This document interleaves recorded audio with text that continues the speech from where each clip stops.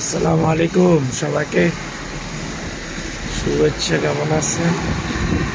তো এই ভিডিওটা দিতেছি প্রবাসীদের কষ্টের তো শেষ নেই, একটা মানে হালকা একটু নমুনা দেখানোর জন্য।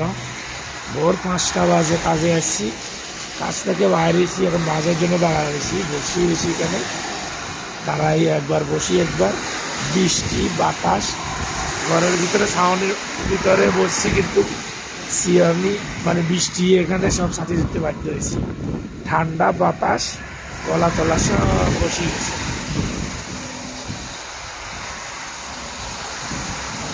সব মাছ একটি আছে।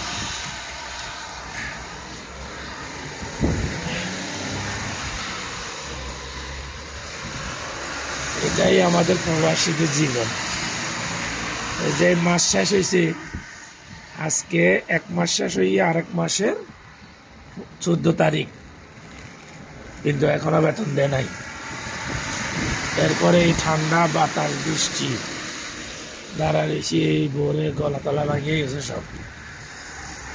এই কষ্টের পয়সা থেকে আমরা রেমিটেন্স যোদ্ধা হয়েছি, দেশ প্রবাসী, দেশে টাকা পাঠাই, কিন্তু জায়গায় জায়গায় কষ্টতে আর টিকিটটা কোথাও আমাদের মূল্যায়ন নাই। তো ঠান্ডা লাগতেছে, চাকরিরা সবাই রাখতেছি, সবাই দোয়া করবেন ইনশাল্লাহ। আসসালামু আলাইকুম রহমতুল্লাহ।